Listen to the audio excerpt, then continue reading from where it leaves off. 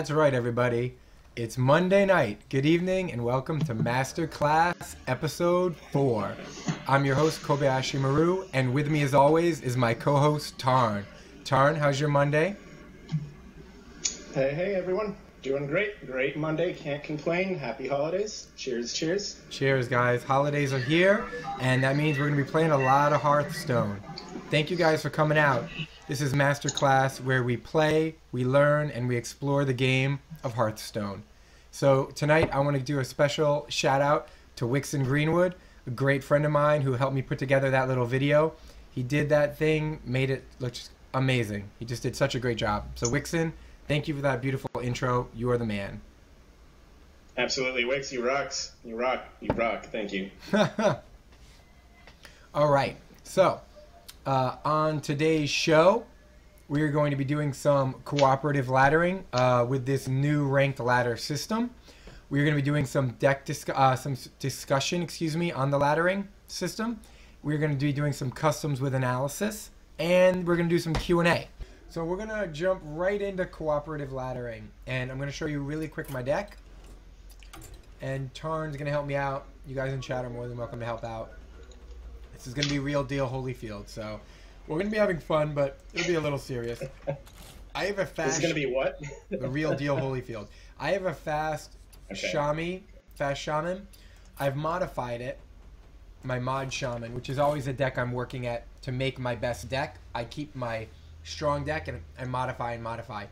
So the real things that have changed, I have Earth Shock, Lightning, Rockbiter, Flame Tongue, Blood Mage. I brought in 2 Novice Engineers and got rid of 2 Fairy Dragons. This is important because I need the draw for certain decks, and the Fairies are good against other decks, which I'm not... It's a tricky situation. It's just kind of a little bit of a balance, and I'm feeling more strongly about the Novice Engineers. The Pyromanters are to take out aggressive decks, Feral Spirits, 2 Hex, 2 Lightning Storm. I've also switched out 2 Sun-Shattered Clerics for these 2 Defender of Argus. Leroy's a finisher, Bloodlust's a finisher, Azure Drakes are card draw, spell damage, and transition to the late game. Sylvanas is Sylvanas, Argent and Fire are mid to late game. This is the deck I'm playing right now, and we're going to go into a ladder game. Yes? You took out Doomsayer, right? Or did you already say that? That's one of the modifications you made? No, I never had Doomsayer in this. Didn't you have it in your deck last week? No, I had him in that priest deck I was running for fun. That's right. That's right. So, okay. So, guys, I don't know if you can see it, but I'm... Oh, yeah, you'll be able to see it up here in the top corner. So, I'm currently ranked 12, in the 12th bracket. I'm not ranked 12. I'm in the 12th ranking bracket. And I'm going to play my mod shaman. And so, I might call out some cards to... I might call out some cards to Tarn just because he's on a slight delay. You guys are a little bit... you're getting everything direct.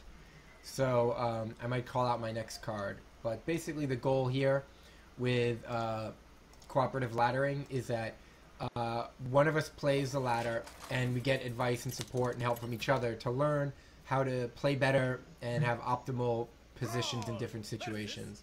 So I'm playing against a rogue. And I've got an Argent, a Hex, and a Lightning Storm, and I don't think any of these are good versus a Rogue, so I'm just going to get rid of them all. Any disagreement? Argent, Hex, Lightning Storm? Yeah. No, I think that sounds right. That sounds about right. Alright. So, I got a Lightning Bolt, a Rockbiter, and a Defender of Argus. So, the only trick with Defender of Argus is to not overload myself on turn 3 in the case where I want to play him on turn 4. It's kind of the main trick. The light protects me. So I got, he dropped a Argent Squire, which I'm not going to do anything with just yet. I think I'm just going to bring out a Totem. I can Rockbiter, Lightning Bolt, but either of those will not kill it. It'll just get rid of the shield, so. Yeah. And 1 damage isn't scary yet. And if he attacks my totem, it'll heal itself, because I just got a healing totem. Yeah, that sounds good. And by the way, guys, yeah, you'll hear my reactions a little bit delayed on the stream. That's just the way it's unfortunately is. He just brought out a Fairy Dragon, And I think this is an opportune time to bring out my feral spirits. Normally, you would want to... Well, actually, let me rephrase. Feral spirits is one way to go. The other thing I could do is bring out another totem and Rockbiter my healing totem to kill his fairy. And I'll just take another damage.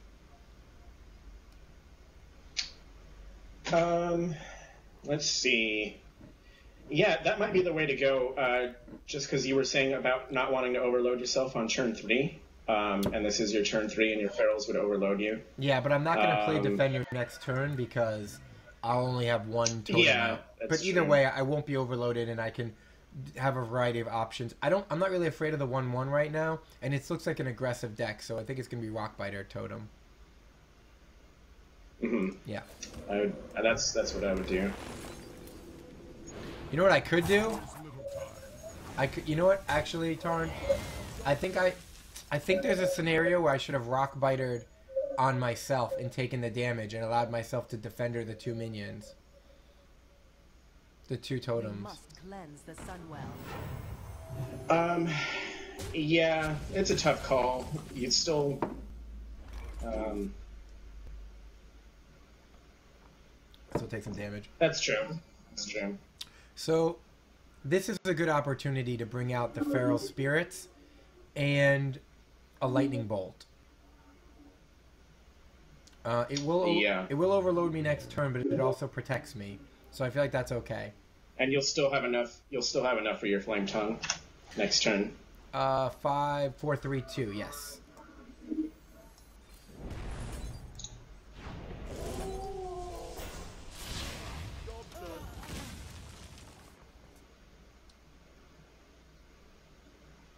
So yeah, there's General Guy. There is an advantage to Rockbitering yourself, but that being said, against a deck that's looking like it's a lot of aggression, there's something to be said for not taking the damage as well.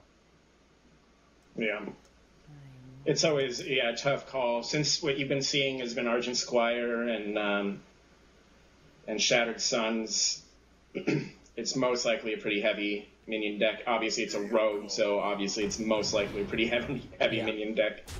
And it's not looking like it's one of those spell rogues that's floating around out there that you see. So, the trick of it is, I could actually kill either the Dark Iron or the 4/2 Argent, but I can't kill both. So I think I should probably... Actually, this is a tricky spot I'm in. I think I have to kill the Argent and to bring out a totem and take a little damage at this point. And next turn I'll be able to do more. Yeah, I would agree. Unfortunately, well, yeah, it's tough. Otherwise, you would be using both your Lightning Bolt and the Wolf. Although the Argent or the Dark Iron is the greater threat, but next it's turn straight up still just a 1-for-1. And next turn I'll have 6, and I can Azure Drake and Lightning Storm. That's I agree. You don't really need to do a 2-for-1 at this point to take out the Dark Iron. Remember, I saved all that health earlier. Maybe now is the time to cash in on 4 of that health.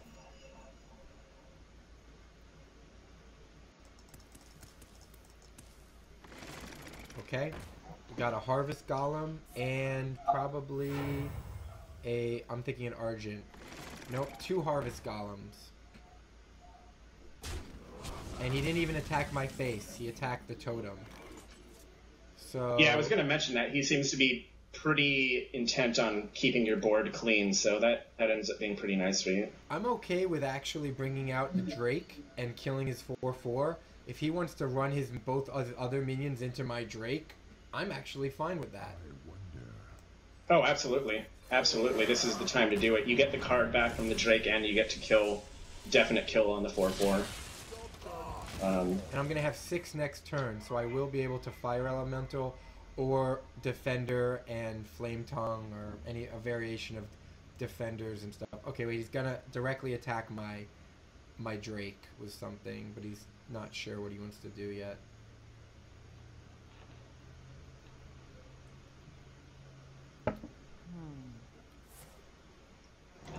So he's gonna do 2 damage to my Drake, and he's gonna probably finish it. Finish it off with an SI agent. And now he's got 3 minions on the board, which is pretty strong.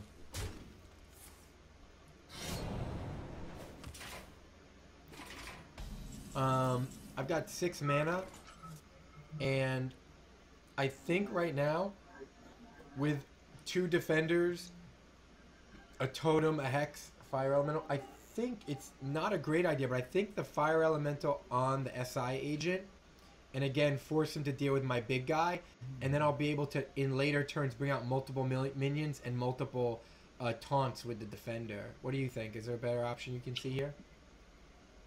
No, absolutely. It's a straight up kill, and again, he can either run his 2 minions into it, and that wouldn't even straight up kill your flame elemental. I'm assuming with something in hand he'll do it. True, of course, but he is down to 2 cards, and this is also a great thing. Instead of you spending multiple cards, you're only spending 1 card. Yeah. You're keeping that card advantage, and now you've got something big that he still has to deal with. Brought out an Assassin's Blade for 4/3. And he's giving it +2 attack, so he's actually going to kill it with just the Assassin's Blade and the attack. So he's keeping the minions, but he did use 2 cards for that. And I got a Novice Engineer.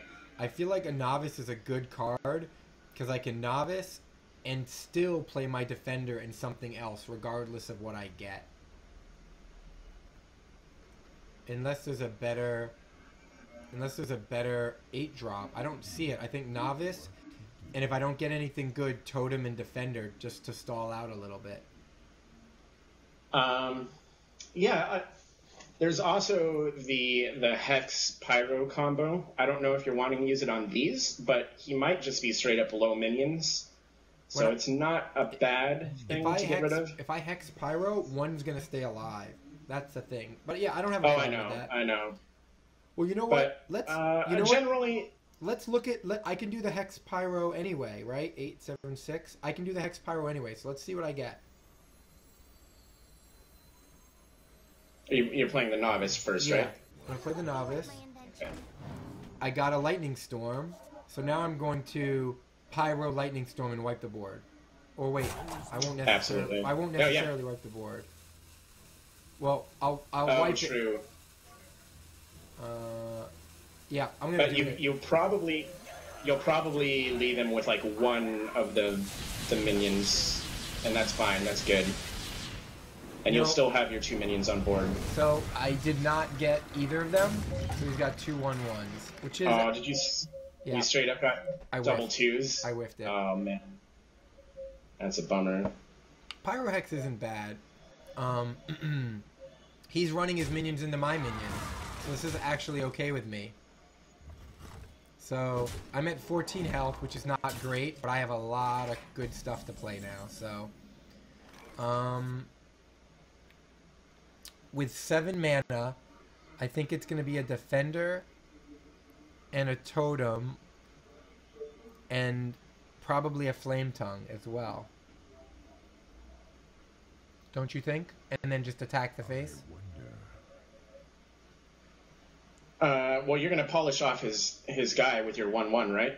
Yeah, I guess so. Yeah. With your Novice? Sure. Yeah, straight up do that, for sure. A 2/1 for the 1/1. And then...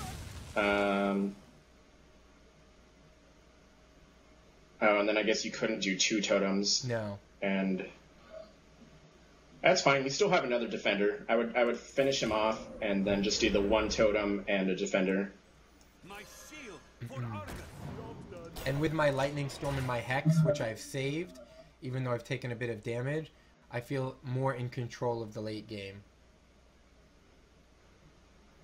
Yeah, I think the Rogue's doing okay, but I don't think he's doing as good as he wants to be.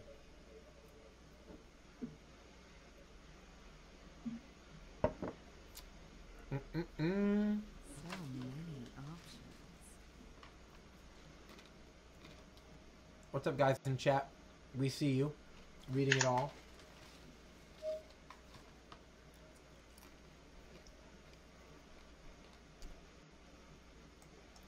I just looked to see. Okay, here we go. Eviscerate for 2. I'm imagining he's gonna hit me in the face now. Oh, okay. He's got scrubs coming. My shield. And a defender.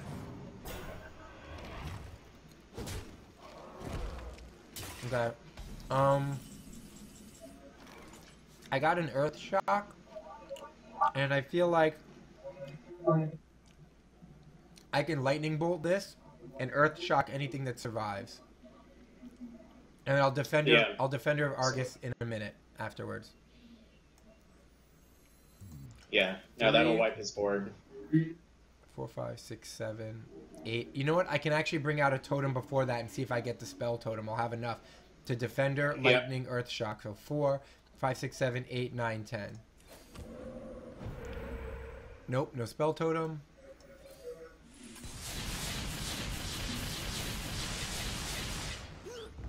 Got one Hopefully of the. you kill one of the 3/3s. Yeah, and I'm gonna earth shock the other.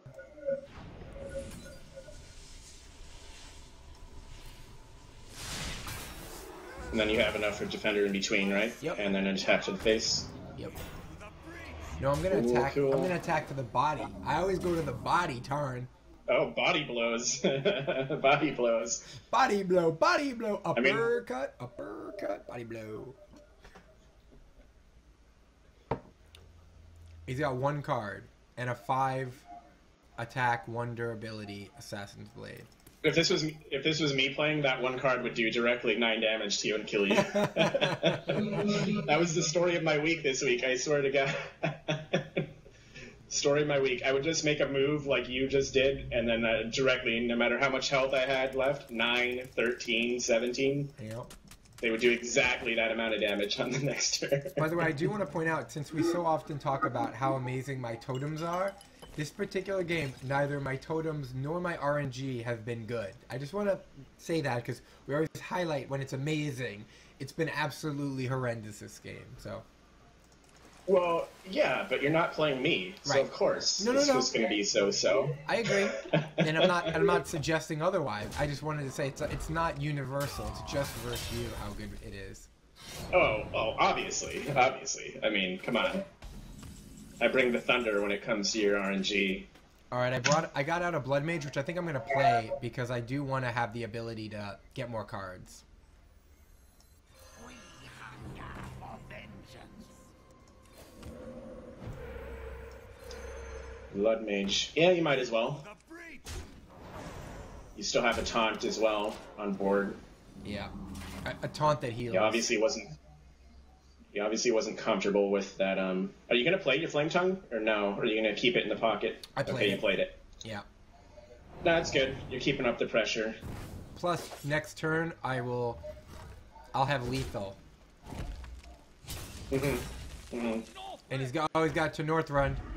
He's got to Northrend. a backstab into Northrend. See, if this was me playing, I'd be at 6 or 4 health. And he would To just kill me. Northrend. He's got the Northrend. What's he gonna go after? Obviously, got to be your 5/3, right? No, he looks like he's contemplating the Flame Tongue. Oh, he's thinking about it. He's going for the Flame Tongue, He's doing it. and he brought a weapon out. Oh, so painful. Well, I'm gonna attack him for 4, and I'm gonna hex the guy. Into the breach. And I'm gonna also... Shit, should I hex my own guy? No, I'm not. I'm not gonna do that. I'm gonna bring out the Drake. What did you draw? I'm gonna bring out the Drake. Hold on. See what the Drake brings. Okay, I got to Northrend. So I'm going to hex his guy and bring out a totem. And I'll Just kill him. If you got to Northrend... No, I Oh, got. wait, never mind. I got to mana. Northrend. You don't have the mana. Okay. Yeah, I got to Northrend on the Drake. Okay. Yeah. Gotcha.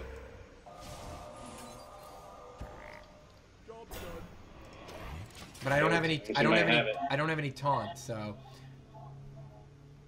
if he can do 9 damage on a turn, I lose. Don't worry. It's you playing, not me, remember. You're good. You're Oh! good. GG. What do you get, Leroy? No. Oh, he quit? He gave up? No, but give it's up? over. Now he gave up. Yeah, he played everything he had, and then he waited a minute, and then he gave up.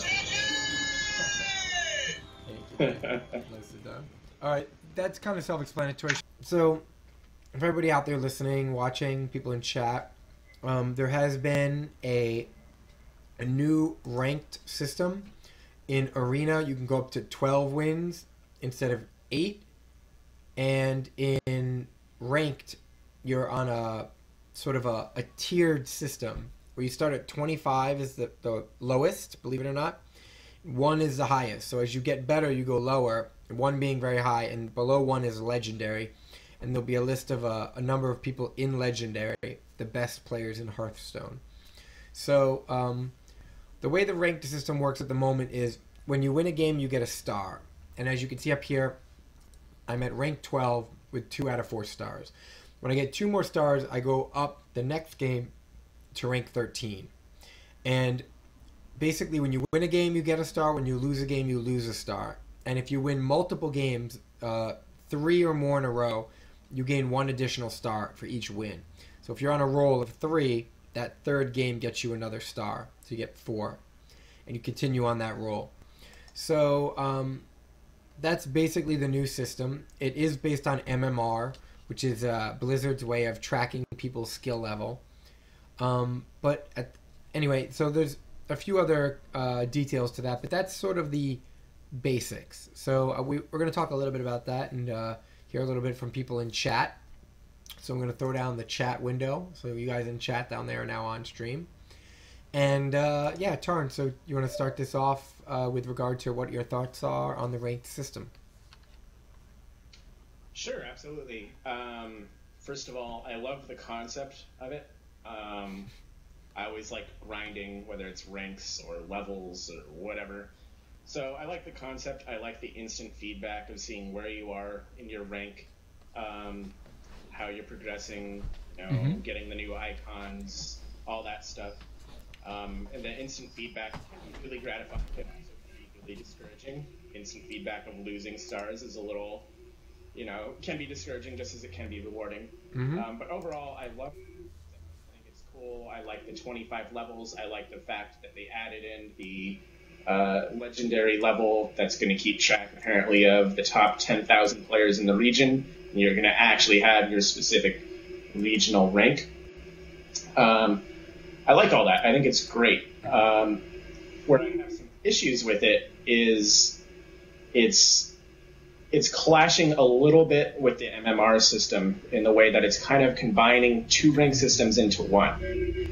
And by what I mean about that is since you're matched for your games based off your MMRs, if you have a very, very high MMR, you're going to be matched against other people with very, very high MMRs. And the MMR tries to keep you at about a 50-50 win ratio.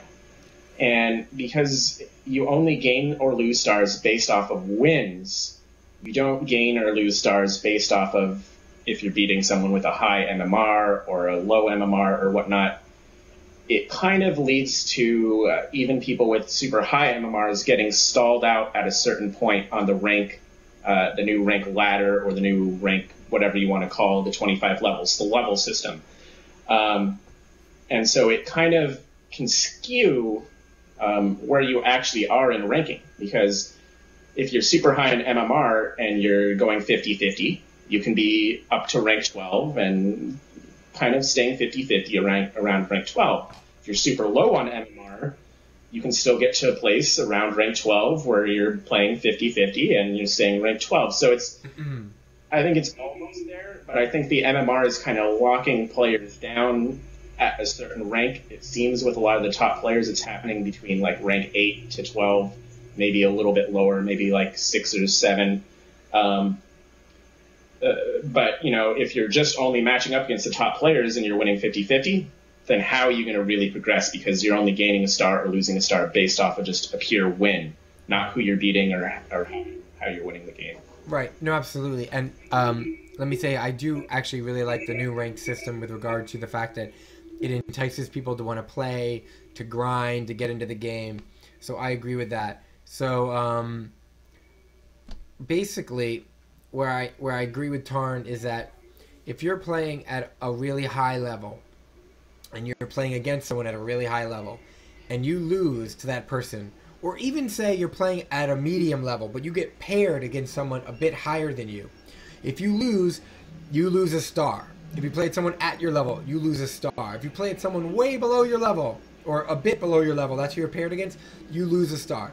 There's no taking into account the amount you win or lose based on the amount of MMR your current opponent has, which I think is a critical part of StarCraft and other ranked systems, allowing you to lose. Like, so for example, let's say you played against a person way better than you and you won.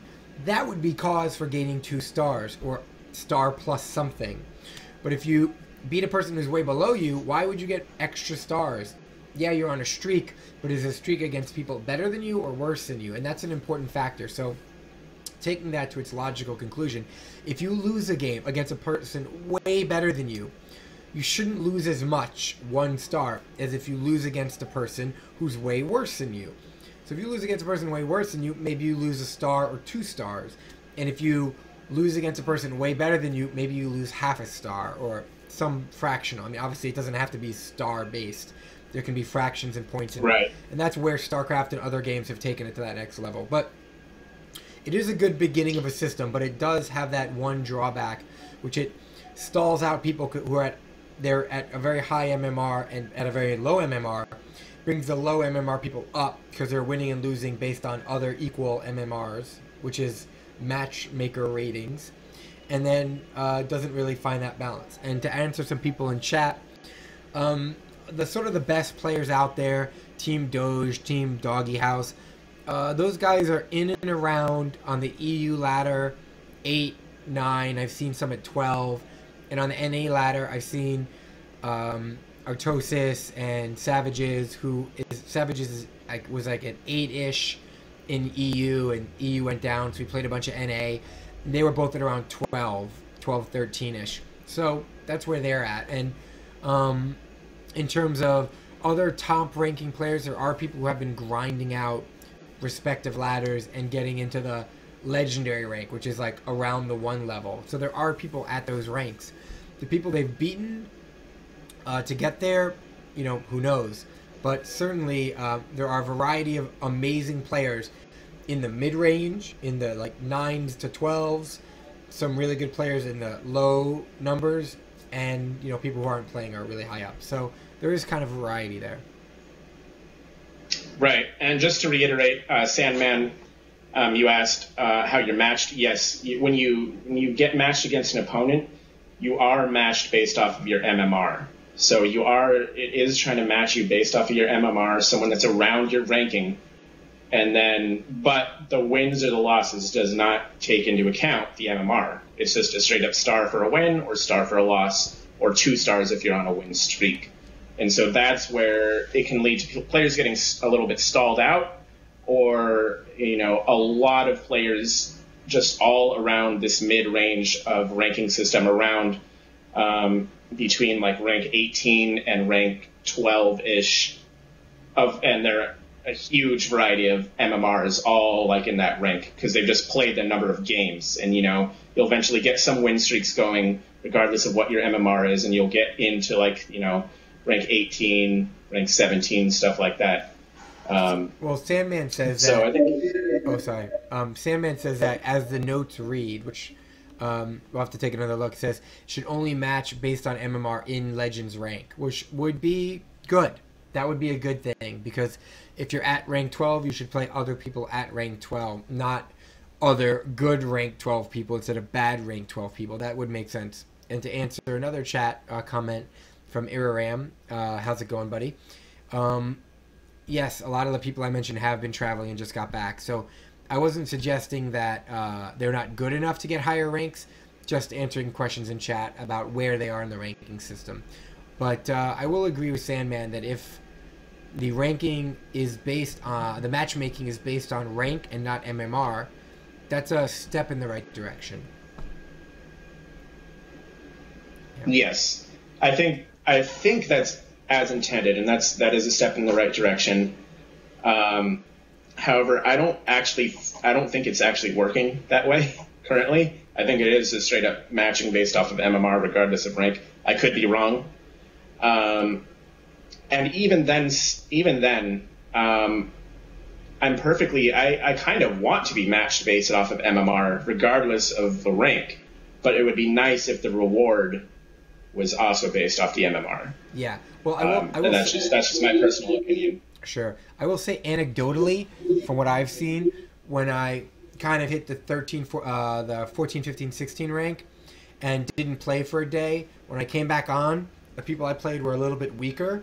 And then when I started to win a lot of matches, even before I ranked up, a lot better players, a lot better decks, much stronger games. And I did manage to win quite a few of those and then got to play even stronger players. So I will agree anecdotally with Tarn that it does seem like it is at least a combination of MMR and rank, not just straight rank. Questions in chat. Am I currently considering playing all Shaman all the way up on the ladder?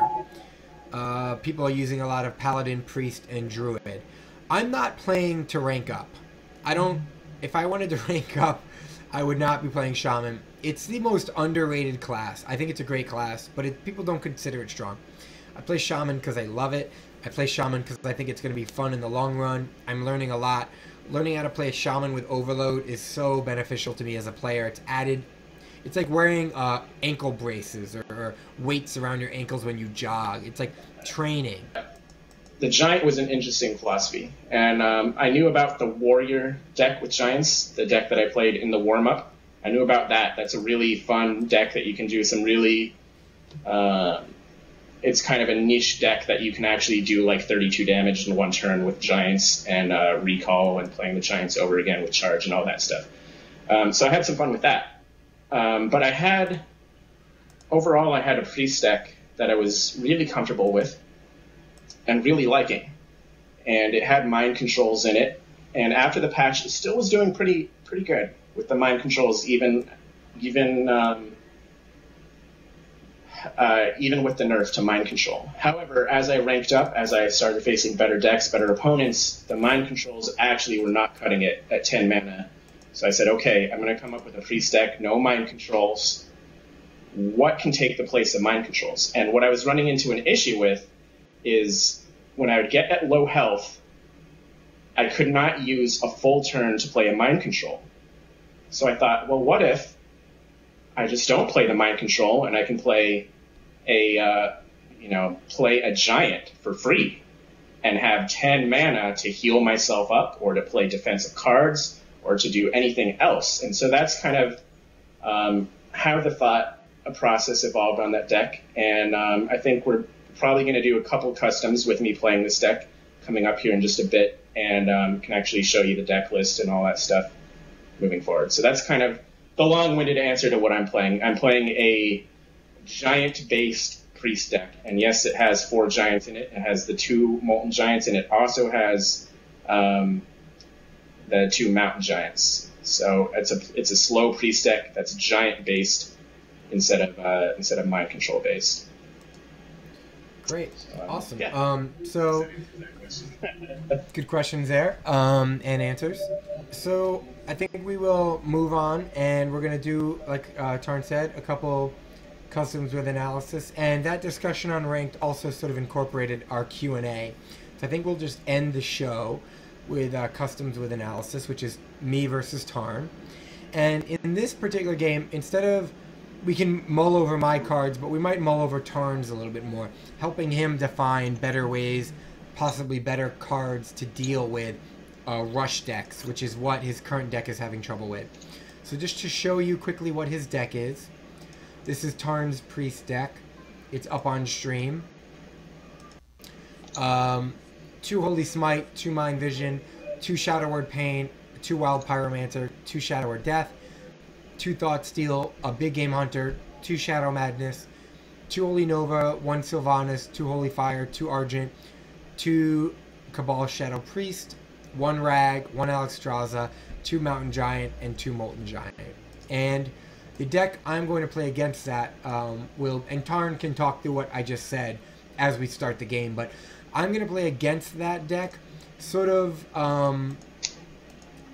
a small aggro deck, sort of like a small guy's deck, hoping to do a lot of damage very quickly. Lightning bolts, feral spirits, might even take out my lightning storms and put in a couple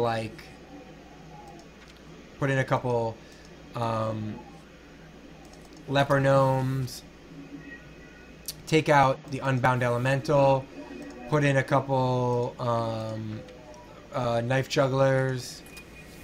Spellbreakers are fine, Doomhammer's fine, Bloodlust is fine, Argents and Ferals are fine. So that's kind of like a little bit more of an aggro deck right there.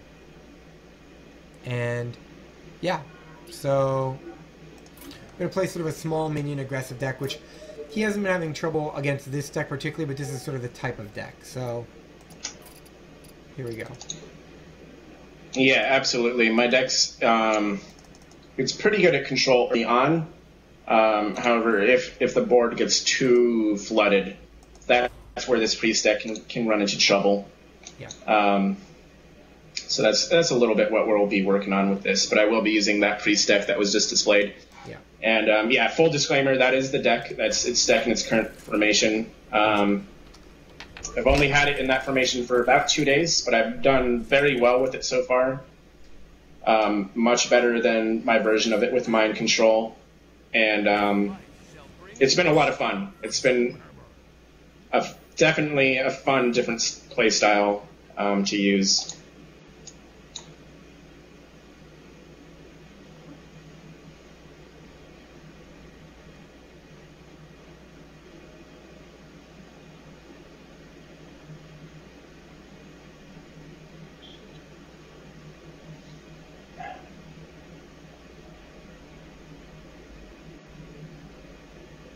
And yeah, I shouldn't say that it does necessarily bad against aggression, because I do have a lot of utility against aggression, and I don't mind actually taking some damage early on. It really, like a lot of decks, comes down to if I don't draw into that utility. All right. And my opponent draws into a lot of that utility. Sorry, not utility. It draws into a lot of that aggression.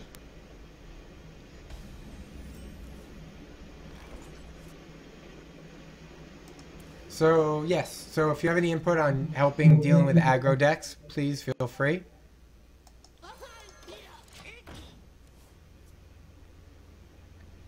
With Warlock aggro. There's nothing wrong with that. Testing with a Warlock aggro.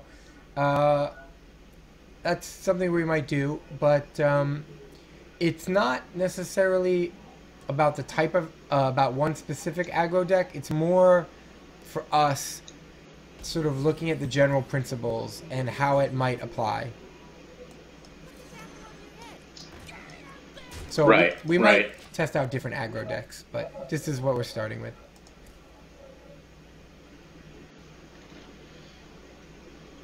Okay. So this deck has, like I said, different ways of dealing with aggression. This is a scary board to be facing turn 2. However, the deck does have ways of dealing with it, and ways that aren't too bad. So we got the Wild Pyromancer for some board clear, and we will actually get the full board clear because we do have the second spell to play. Nice.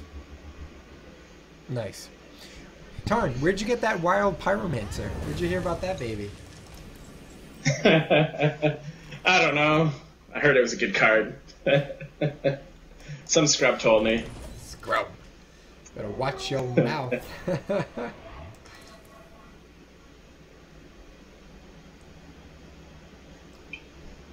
Okay. Yeah, so he's definitely getting aggressive. That's okay. Sometimes you end up having to take some damage. But I can keep card advantage, at least.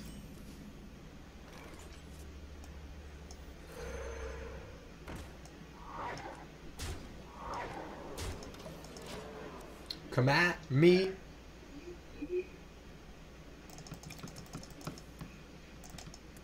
Okay.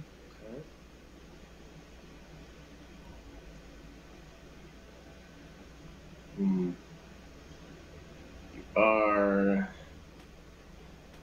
going to pose some issues. Put this apple on your head.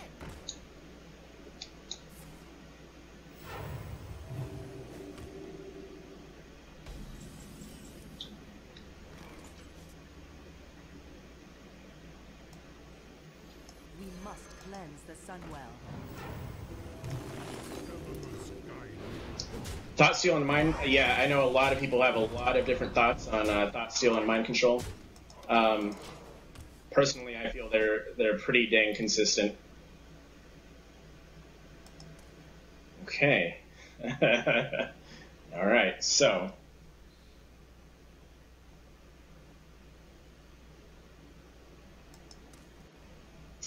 What do we have here?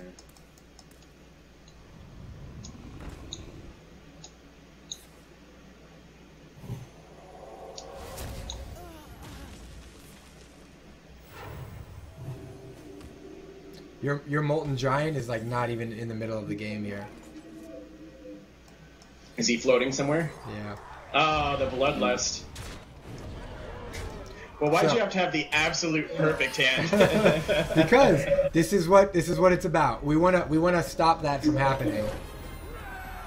So, I feel you had that was a pretty strong hand. yeah. So, okay. So, Iraram in chat says that said, hard time seeing a thought steal, mind vision being consistent. Ancient Warrior, Sun Fury Protector is a great way to handle early aggression. Sun Fury Protector works wonders with the Giants. So, if you had the Giants, it would have been tough. So, I'm going to bring up your deck again for chat. And that's not how every game is going to be. Let's just point that out. But it does show one of the, if not the main weakness of that deck, right? So, I think that's good. Absolutely. That's good. So, let's go through this. Holy Smite is good for early board clear one time. It's like a single board clear early. Mind Vision and Thought Steal and cards like that are good for, later in the game. Yeah, you might steal something early that's useful, but it's not super likely. Shadow Word Pain is also good for early game, removing of stuff, minions. With Pyromancer, Shadow Word Pain, Mind Vision, Holy Smite can all be powerful AoE removals. So, what seems to be the problem early game that I see, because your deck versus my deck, the Shaman deck I use, yours has a lot less early game AoE removal. I have Pyromancers, I have Lightning Storms, I have a variety of options, and it's not that I want to use one versus the other, but it's in a pinch, I can use them, and I'll have something else later. So, initial reactions, I feel like a little bit early, a little bit lacking in the early game removal, certainly lacking in the early game minions, which is pointed out in chat. Big Game Hunters for late game. Shadow Madness is good for removal, but it's a 4 cost, so you're not going to get that before turn 4. And it trades 1 for 1. You steal an opponent's minion, and you kill something else. Holy Nova is also good for removal. That's a 5 drop. I have a Lightning Storm that costs me 5 mana, but it's 3 to play and 2 overload, so that's 2 turns earlier. Much better than the Holy Nova with respect to early game removal, even though the Holy Nova gives you health. Sylvanas is late, Holy Fire is late, Argent's late, all of these are late. So I think the initial reaction I have, again, you have to get an early good draw like I did, which will happen. What we're trying to stop that is a little bit lacking in early minions and early removal. And that's not to say that one or the other would be better, but I feel like that's where it's lacking at the moment. Right. I actually will just comment based on that. Of course, there are no early minions. It's designed that way.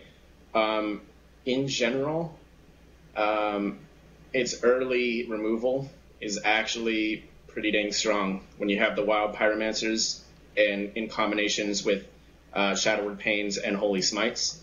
There just is no priest version of Forked Lightning or lightning storm or something Yes. like that. Yes, for sure. So there's no early game AoE that you're doing with the priest, and the pyromancers add that early game AoE. The the objective of things like Holy Fire are more so used for the heal than anything else. This deck is a very, very slow deck. If I get past the point at which you killed me, if a deck's not killing me within the first 5 turns, which currently what I'm facing on ladder has shifted away from a lot of those decks. If it's not flat out killing me there, the pendulum then switches back because you use the cards like the Holy Fire to regain the health. Things like Thoughtsteal early game, keep in mind that I'm running the Mountain Giants. So Thoughtsteals act in the same fashion that an Arcane Intellect acts for a Frost Mage running the Frost Giants.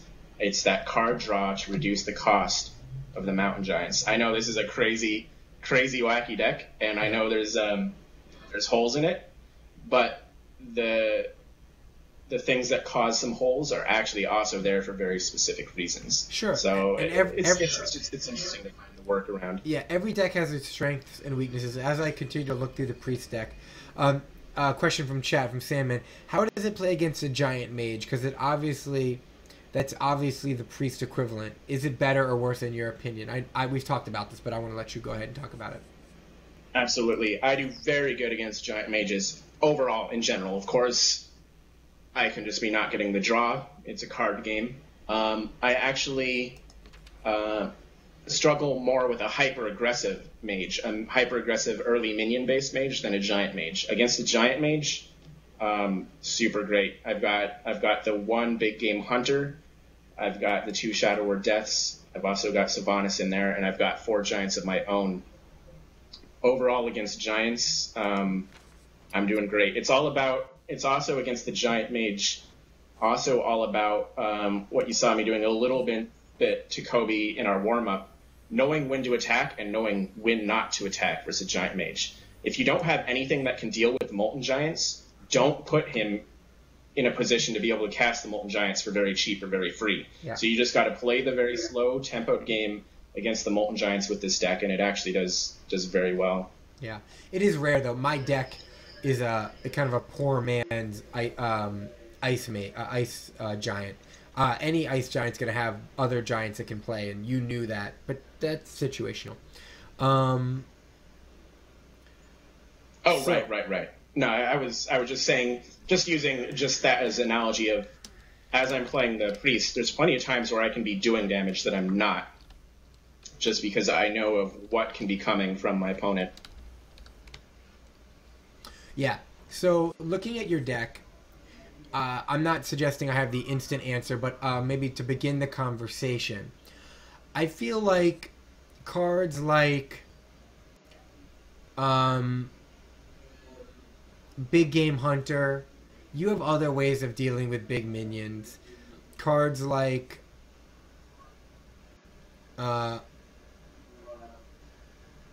particularly Big Game Hunter, Rag's a tricky one because it's both aggressive and defensive. But I think one of the things I see missing right now, and one of the cards that might help in a weird way, is the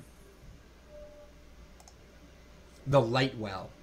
The 0/5, let me get to the main overlay. The 0/5, at the start of your turn, restore 3 health to a damage-friendly character. So, we've seen this card, you and I, in play a lot versus small aggressive decks. It's like the bane of their existence, because they don't want to attack it. They certainly will not attack it unless they can actually kill it, because it's a waste. It heals itself. But they don't want to attack it. They want to be attacking you. And the great thing about the Lightwell with other priest decks is it combos with giving Inner Fire, changing its attack equal to its health, making it a 5/5, or doubling its health and then changing its attack into so you can Divine Spirit, making it a 0/10, and then change it to a 10/10. But even without those abilities, a straight up Lightwell against an early aggressive deck is going to suck. They're going to have to waste 5 damage against you, which is that one more turn you need to survive. They're going to waste more than 5 damage because they're going to do it stupidly and you'll heal. Or they're going to attack you and you'll heal yourself. I don't know. I feel like that's a card for 2 mana that really doesn't hurt you and, again, is specifically targeted at dealing with early aggressive decks. Yeah, that's definitely a good thought. It's something I haven't quite considered directly for the deck, but it is actually it would synergize pretty well, at least. The point of the early game in the deck is just to buy time. Yeah. And a Lightwell definitely would fill that role of buying time. I would definitely not consider taking out a big game hunter for it. However, things that I would consider taking out would actually be Sylvanas. She, believe it or not, is actually one of the weaker points in the deck that I've discovered through play. Okay. And then Alexstrasza is hit and miss. Yeah. Alexstrasza is either your hero or you just never use her. So I would be more inclined to go with maybe toying with removing Sylvanas at some point. Yeah. Big game hunters are great. They're so great against giant decks. They're so great against druids. Mm-hmm. Druids playing their big minions or buffing their minions to become big minions. If I have the opportunity to play a big game hunter for the same casting cost of a Shadow or Death, you're playing big game hunter because you accomplish the same effect and you get a minion on board for it. Well, do you want to for fun? Because this reminds me of when I pulled out my Rag, which was a great card, but painful to get better early game advantage. And that's ultimately led to my deck, which is, I feel like my current Shaman's incredibly strong. So just for fun, you can always change it back. Do you want to pull out is it Alexstrasza and Sylvanas and throw in 2 of those? And again, the draws will be different. Just see how it plays, see how it feels. Yeah, sure. I mean, we can do it. I don't know if making that change right now. We're only going to have time. Yeah, I mean, we can do it. It's only going to be for 1 game. Yeah, it's 1 game, and then we can wrap up the show. At the moment. It's been a little bit of a longer show, but I feel like we don't always get as much time to develop your decks, and I'd like to take that opportunity, so we can always change it back, but let's have some fun with this.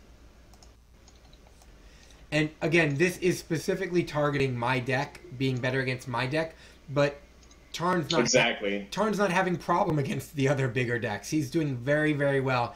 That's what my Mod Shaman, he came out of being better at my my fast AoE Shaman was crushing these small aggressive decks, so I needed to balance it out against longer range decks. He's doing the opposite. So we're working our way there. All right, so going to go into a game. This will be our last game of the show, and then we will wrap it up. And thank you guys all for coming. I mean, it'd be nice if I got a really strong hand again, but whatever. It is what it is. No, it was nice and super strong, because my opening hand was actually pretty good. The light shall bring victory for Doomhammer. And again, thanks everybody. It's been great that you all stuck with us. So much appreciated.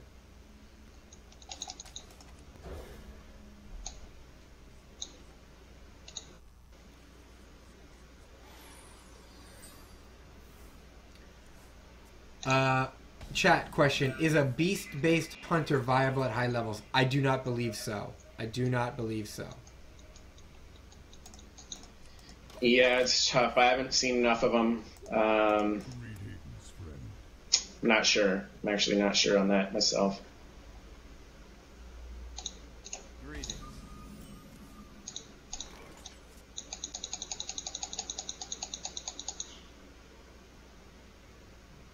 You want any kind of hunter to be viable? Yeah, I keep saying it that I want to try hunter. I also want to mess around with druids. There are a couple of things that I'm looking to mess around with.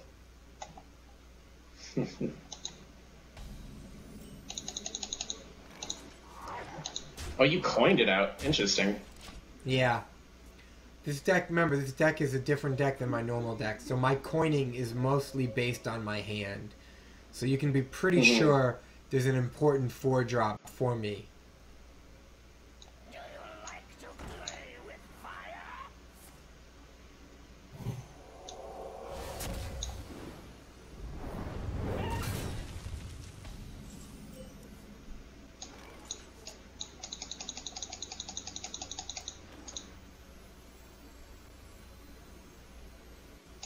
We must cleanse 4-drop has got to be a defender. It was, but your play has altered my play. When I have the opportunity to defend her 2 minions, so it seems like a good opportunity for me.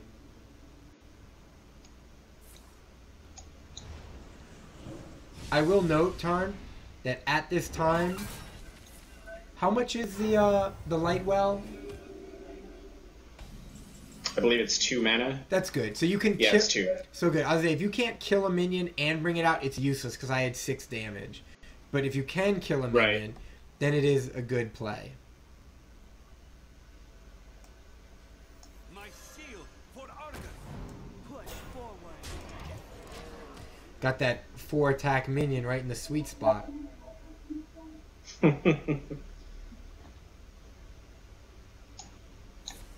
Oh, 5 damage. That's what you gotta do. That is what you gotta do. That's what they're there for. They don't necessarily have to be killing the mega creatures. They're there for the heal. I don't normally run this deck. This is by far the most aggressive shaman that I have. In fact, I might even take out the hexes if this was to be a truly cracked out shaman. Ooh, I like this. Holy Nova for 2. And that clears 1. And I still have 1 Yeah, on it's board. not quite enough to get them both, but It's a good start. it's fairly cost efficient.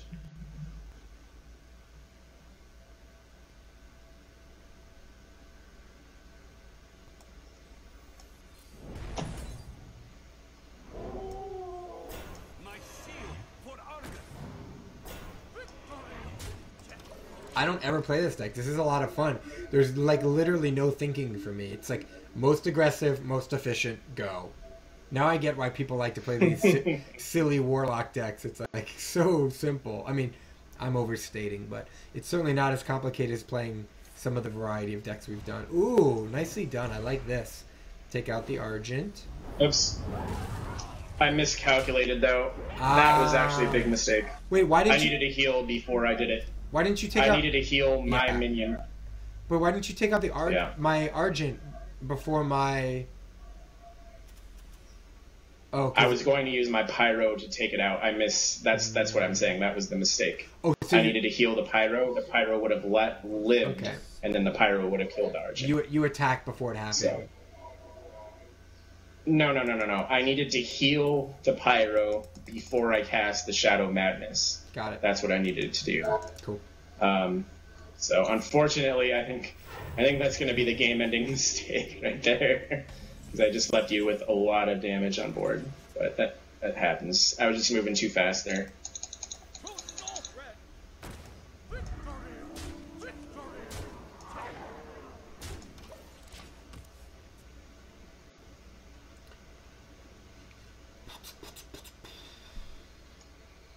I have a lava burst, so it doesn't. Yeah, it would have made a huge difference based off my card, based off my hand. Unfortunately, I guess it's the night of making silly mistakes, because Yeah. that was what I just made. I gave you the Manor Leper Gnome.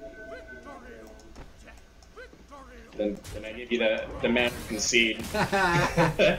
All right. Well, I think I think it's a good point. Did you not have any of the light wells, or did it not make sense to play them? I'm curious before we move on. No, it didn't make a difference. I didn't draw any light well. Okay, but if you had them, I think that would have been helpful because I would have had to start dealing with them.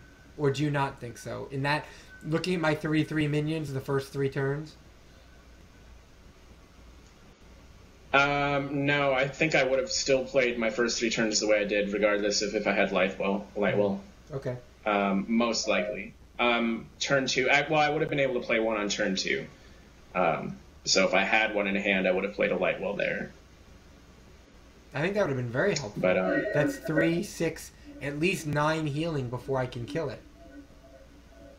no, yeah, absolutely, that would have been helpful. I just mean, after it got to the point to where I was playing other stuff, Yeah. I would not have played a Lightwell at that point. But yeah, of course, if I can play one at turn 2, it's very helpful. Cool. And that's how I see it. I see it being a situational helpful card only, for the most part, only in the early game. There would be some situations where it could help in the late game for sure. Sure. Well, yeah. And it's fair enough because whenever on Masterclass we showcase our new deck, as you all know, the person showcasing their deck gets demolished. that is tradition, and I have partaken in that tradition, and now you have gotten to partake in that tradition. But I swear, it makes our deck so much stronger in the weeks to come. Like, I feel so good about my decks now, and it's been from wins, getting my butt kicked. It's a great process, and it's what I love about the show, to be honest, is the tough beats don't hurt as much because we're not on ladder for points and things that supposedly matter, but we are actually learning in a smart way and getting better. So yeah, I think it's a good process, and I really enjoy it. And thank you guys all for coming out. Tarn, any last words before I wrap up the show? No. I think we're good. Happy holidays to everyone. I hope everyone has a great holiday season. I'm not sure if we are going to actually be able to get in another episode before the new year. So thank you guys for tuning in for these first 4 episodes. It's been a lot of fun. Yeah. And if you don't see us before the new year, don't worry. We're not going anywhere. We're just enjoying the holiday season like everyone else, and we will be back and ready to go. Yeah, absolutely. So yeah, we're not sure if we're going to do it next Monday. That might be a break for 1 week for the holidays. You can find me on Twitch at Kobayshi Maru, and you can find Tarn on you can find Tarn on Twitch as well at Tarn33, and you can find me on Twitter at the same one, Kobayshi Maru. So my Twitter will kind of be the best place to find me to find out whether or not we're having a show and when our next shows are. Probably 2 weeks. And moving forward, please subscribe to our Twitch, our Twitter, and the YouTube. I'll be posting this video up tomorrow. And you can look at Masterclass 1 through 3 as well. Thank you guys so much for coming out. It's been a great 4th episode. We're really just getting the show going, ramping up, having a good time with our current format, and developing and evolving. So, yeah, we even have a new show intro for those of you who missed it. I'm going to play it on the outro. So, yeah. Thank you guys all for coming out. Anybody mind if I roll knee?